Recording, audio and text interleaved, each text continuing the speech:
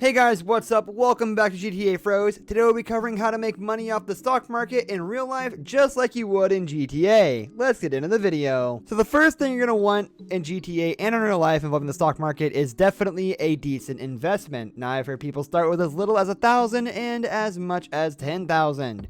What you're going to want to do is, of course, gather that money and then really assess your dividends and everything that you can find about the stock market. You should really look into how much each share is going to cost you at first, because that's going to be a huge factor. You have to know what you're going to start with. Do you want to go for a lot of stocks that are small price or a couple of stocks that are pretty big in price? Like, for example, you're going to have an easier time with your mindset of having a lower maintenance kind of stock market experience if you were to go for something like Tesla, Amazon, Apple, something that's over $1,000 in value. It's going to be a little bit different in GTA, obviously, because, well, you can get investments super duper easy by, I don't know, robbing a bank or something. But, I mean, I guess you could do that in real life too, but I don't think you're going to be able to trade very well from a prison cell. I mean, I could be wrong. I've never been to prison that I know of.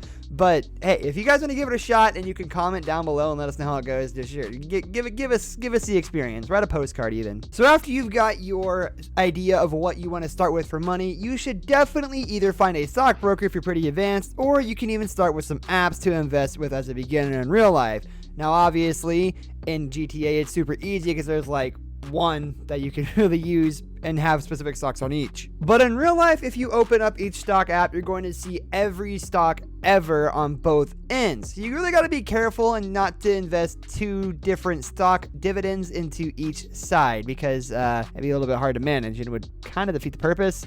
Definitely just stay organized is basically this tip. Get a stockbroker or a good app that you can rely on. Webull is a good one. I like using Webull because it's just simple. The investment is pretty, it's not crazy hard to get. It's like $100 to even start, but it is a pretty good app. A lot of them are just really good. There's a lot of frequency in the stock market nowadays. Like, people are trading left and right. People are starting left and right. And you're really in a good spot right now, especially with the whole COVID thing going on. Businesses are going crazy left and right. It's amazing. So if you're looking to get into the stock market, don't take tips from GTA because it's pretty different. But, you know, look into it, some apps. They even have some tutorials and everything. So in GTA 5, the way the stock market works is you can listen to the radio and listen for changes in the stock market and invest based off of the news you hear. Now, in GTA 5, you also get missions to assassinate CEOs of big companies, which, as you can guess, definitely changes around the stock market value just a little bit. They make the product seem unsafe, and of course, it's going to drop the value quite a bit. In real life, you can also kind of listen in on the news and just keep up with the news to get a good idea of what's going to drop, what's going to rise in price. Always buy low, sell high. Do not get those confused, or you're going to have a bad time. But if you're looking to just get an idea of what to invest in at the right time, do your research, look into the companies, don't just invest willy-nilly. I know it seems cool, like, oh, I own a part of Tesla. Well, that's cool, but when Elon Musk decides to nuke the entire plant because he feels like it, you're done. Because something like that can happen. A simple fire could spread out in a workshop, and that'll drop it a little bit. It could happen very easily, or it'll raise it because insurance.